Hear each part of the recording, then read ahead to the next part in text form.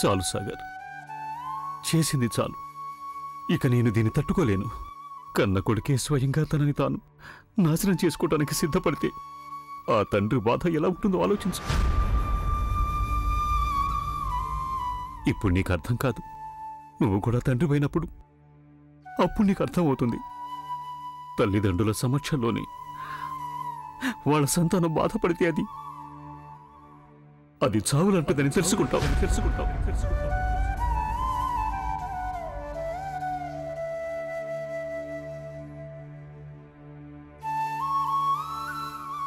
నాకు తెలుసు, నేను చాలా పెద్ద తప్పు చేశాను. నేనొక నేరస్తుణ్ణి. ఇటు నీకు అటు గంగకి కూడా అపకారం చేశాను.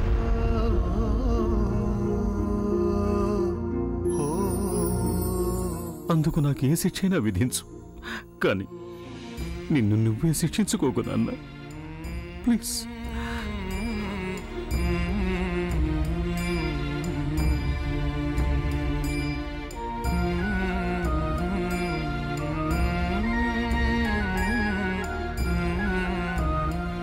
ఏంటండి ఈ పని? నా కొడుకు ఇలా అణువణువున చచ్చిపోతూ ఉంటే నేను తట్టుకోలేదు. నువ్వు కావాలంటే నా గొంతు నొక్కి చంపే, కానీ నన్న ప్లీజ్, దయచేసి నీకు నువ్వే అంత పెద్ద శిక్ష విధించుకోకు. మా అబ్బాయి ఇలా ఈ విధంగా ప్రవర్తించడం నేను చూడలేకపోతున్నాను.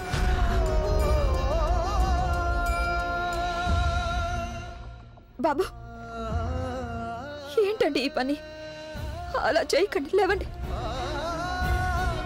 నేనేదైనా భరించగలను బాబు, కానీ మీరు ఇలా బాధపడుతుంటే మాత్రం తట్టుకోలేను. ఎవరి ముందైనా మీరు ఇలా బతిమలాడుకోవడం కొంచెం కూడా బాలేదు బాబు. అది కూడా కన్న కొడుకు ముందు. ఆ కొడుకు కోసం మీరు చేయందంటూ లేదు. లెక్కలేనన్ని త్యాగాలు చేశారు. మీరు మీరు మీ ఆశల్ని, ఆనందాల్ని త్యాగం చేశారు. వీల్లేదు బాబు, మీరు తల వంచకూడదు. అది వీల్లేదు. సంతానానికి వాళ్ళ తల్లిదండ్రుల పాదాల వద్దే సర్వస్వం ఉంటుంది. తల్లిదండ్రులంటే పిల్లల తలల మీద చేతులుంచి ఆశీర్వదించేవాళ్ళు, వాళ్ళ కాళ్ళ మీద పడేవాళ్ళు కాదు. అయినా ఇలాంటి సంతానం ముందు కన్నీళ్లు కార్చినా ఎలాంటి లాభం ఉండదు. ఈయనకి తన సంగతే తప్ప ఎవ్వరు ఎలా పోయినా లెక్కలేదు. తను కేవలం తననే ప్రేమించుకుంటాడు. అతని లోకం అతనితోనే ఆరంభమై అతనితోనే ముగిసిపోతుంది. తనకి తన బాధ, తన గౌరవం, తన అవమానం మాత్రమే ముఖ్యమవుతాయి. అంతే, తన గురించి ఆలోచిస్తాడు. వేరొకరితోటి అతనికి ఎలాంటి సంబంధం లేదు. అలాంటి వాడు మీ బాధను ఏం అర్థం చేసుకుంటాడు బాబు? అర్థం చేసుకోడు. సాగర్ పెళ్లి చేసుకోవాలని నువ్వేగా నిర్ణయించుకున్నావు.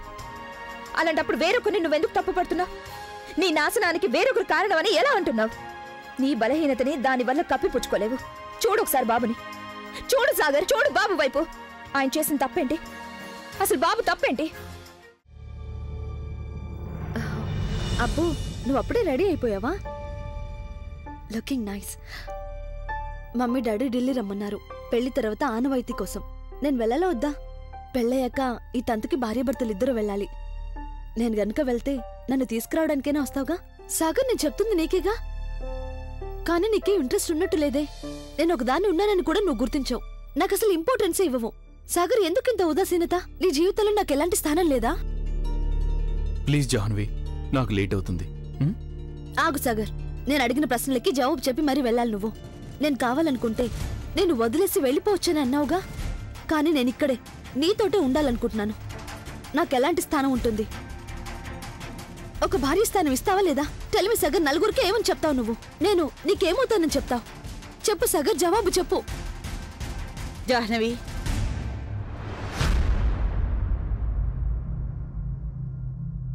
ఇలా అడిగితే నీ ఉద్దేశం ఏంటి? నువ్వు ఇంటి కోడలివి, చిన్న కోడలివి, అంటే సాగర్ భార్యవి. Mummy is right. నువ్వు ఈ ఇంటి కోడలివి.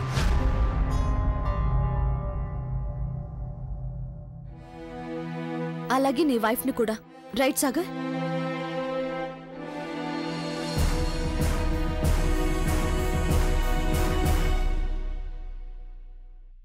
నేను తంతుకి పుట్టింటికి వెళ్ళను. ఎందుకని?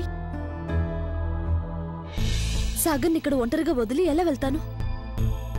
అయినో సాగర్ మనసులో ఇప్పటికీ ఆ గంగ ఉందని నాకు తెలుసు. మేమిద్దరం కలిసి 7 అడుగులు నడిచే అవకాశం ఇవ్వదు. అంటే ఇక సాగర్ గంగని ఎప్పటికైనా మర్చిపోతాడంటారా? నాకు సొంతం కాగలడంటారా? ఎందుకవ్వడు? నువ్వు తనకి భార్యవవుతావు. సాగర్కి కొంచెం వ్యవధివ్వు. చూడు, ప్రస్తుతం తను వాళ్ళ నాన్నగారిని బతిమాలుకొని ఆయన్ని అన్ని రకాల సంతోష పెట్టాలనుకుంటున్నాడు. అలాగే తొందరలో నిన్ను తన భార్యగా అంగీకరిస్తాడు. నువ్వు నీ భయాలని భ్రమలని అన్నీ తీసిపారేయ్.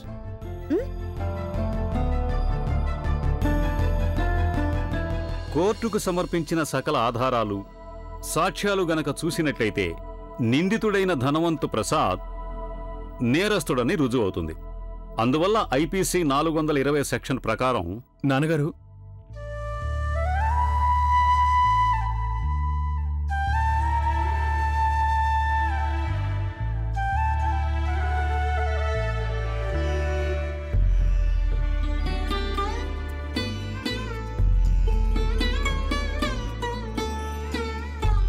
సారీ, నేను మిమ్మల్ని డిస్టర్బ్ చేసినట్టున్నాను.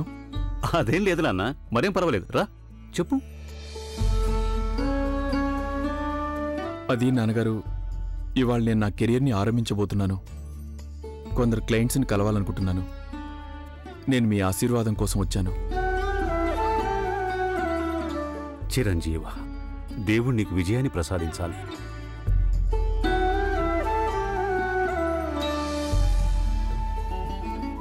చాలు చాలు, విజయ్ విజయ్ నీకే. నాన్నగారు, నేను వెళ్ళొస్తాను. 1 మినిట్ సాగర్, 1 మినిట్.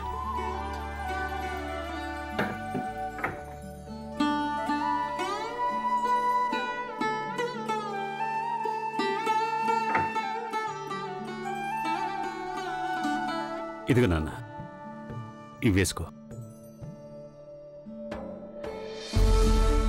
దేనికి నాన్నగారు? వేసుకో ముందు.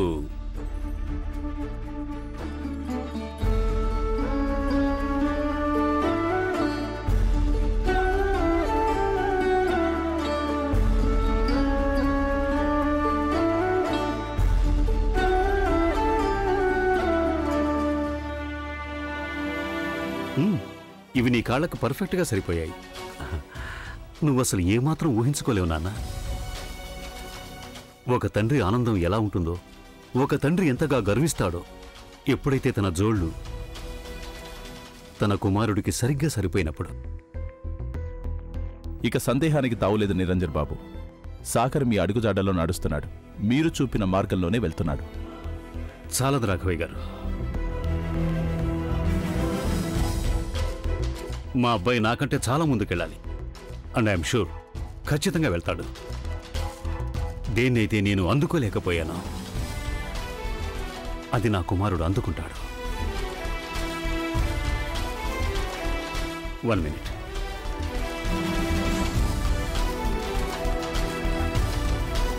ఇది నా లక్కీ పెన్. ఇది ఇప్పుడు నీకు చాలా అవసరం. దీని సిరాలో ఎల్లప్పుడూ కేవలం నిజం మాత్రమే నిండుంటుంది.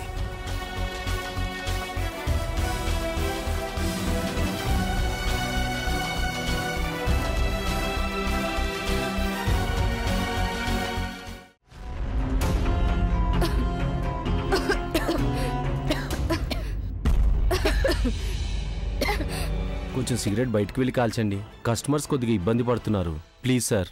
అరే, అంత ఇబ్బందిగా ఉంటే వాళ్ళని బయటకు వెళ్ళమని చెప్పండి. వాళ్ళెందుకు బయటకు వెళ్ళాలి? మీరిద్దరు బయటకు వెళ్ళాలి. తప్పు చేస్తున్నది మీరిద్దరు. పబ్లిక్ ప్లేస్ లో స్మోక్ చేయడం క్రైమ్ అని ఆ మాత్రం కూడా మీకు తెలీదా? ఇదిగో చూడు, లెక్చర్లు ఇవ్వకో. అయినా మధ్యలో నువ్వెందుకు మాట్లాడుతున్నావు? నీకేమవుతుందా? నాకు నా సర్వస్వం అవుతుంది తను.